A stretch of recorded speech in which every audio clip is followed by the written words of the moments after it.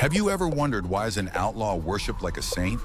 Is the name Jesús Malverde familiar? No, not the Catholic one.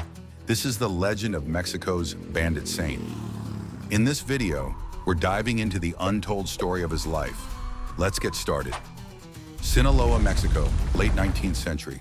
A land of rugged mountains, deep valleys, and struggling communities. In this unforgiving landscape, a man named Jesús Malverde rose from obscurity to become a symbol of hope, rebellion, and controversy.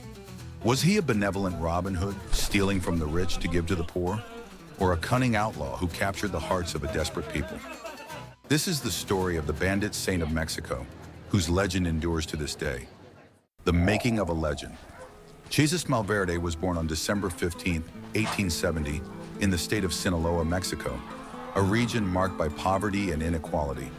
His birth name was Jesús Juárez Mazo, and his family, like many others, struggled to survive in a time when wealth was concentrated in the hands of a few.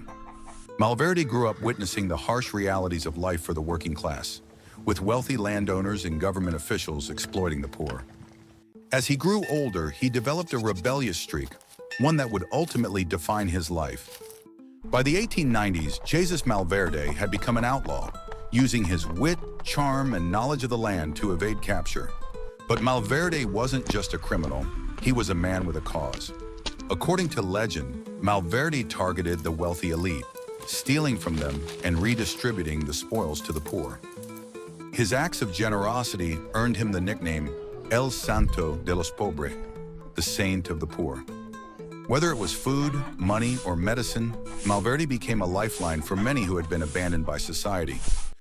The Robin Hood of Sinaloa, Malverde's exploits became the stuff of folklore. Stories of his daring heists and narrow escapes spread like wildfire, capturing the imagination of the Sinaloan people.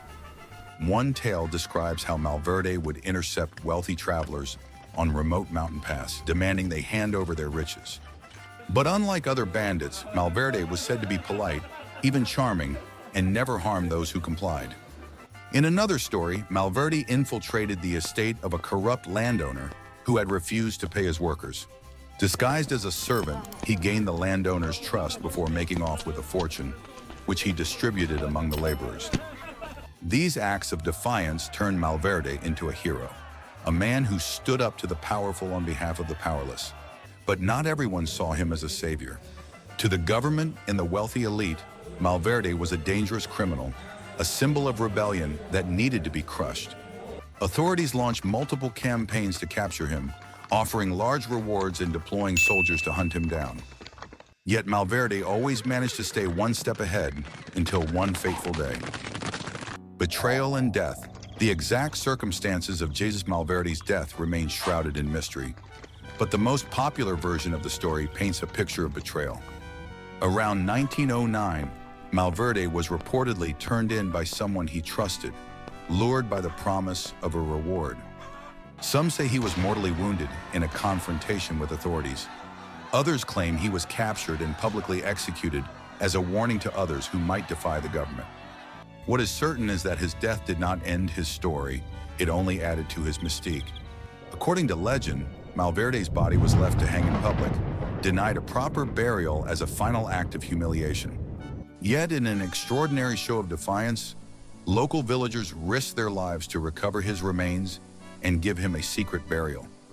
This act of devotion cemented Malverde's place as a symbol of resistance and solidarity. What do you think really happened to Jesús Malverde? Was he betrayed, killed in a shootout, or is there more to the story? Let us know your thoughts in the comments below.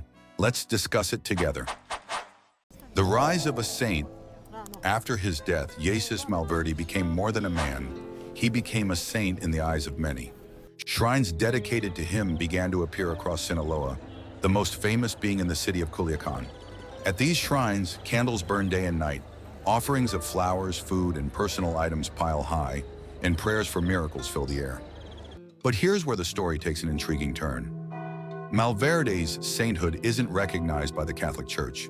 To them, he's an outlaw, not a saint. Yet for his followers, Malverde represents something far more powerful: hope. He's seen as a protector of the poor, a guardian of those who feel abandoned by traditional institutions. In recent decades, Malverde's image has been adopted by an unlikely group, drug traffickers. In the drug trade, particularly in Sinaloa, Malverde is venerated as a protector of smugglers and a bringer of good fortune. This association has sparked controversy, with some arguing that it tarnishes his legacy as a folk hero for the poor. The legacy of Jesús Malverde. Today, Jesús Malverde remains a polarizing figure. To some, he's a symbol of defiance and compassion, a man who stood up to injustice and became a beacon of hope for the downtrodden. To others, he's a criminal whose legend has been romanticized beyond recognition. His shrine in Culiacan attracts thousands of visitors every year, from impoverished farmers to wealthy drug lords, each seeking his blessing. Songs, movies, and books have immortalized his story, ensuring that his name will not be forgotten. But the question remains, who was the real Jesús Malverde? A benevolent bandit, a cunning criminal, or something in between? Conclusion. Jesús Malverde's story is one of complexity and contradiction. His life, though short, left an indelible mark on the people of Sinaloa and beyond. Whether as a symbol of rebellion or a protector of the downtrodden, Malverde's legend lives on, a testament to the power of storytelling and the enduring human desire for justice in an unjust world. If you'd like to uncover more unknown stories, let us know by hitting that subscribe button and joining the journey. Was this unfamiliar to you? Drop a comment below and let's talk about it. Stay tuned.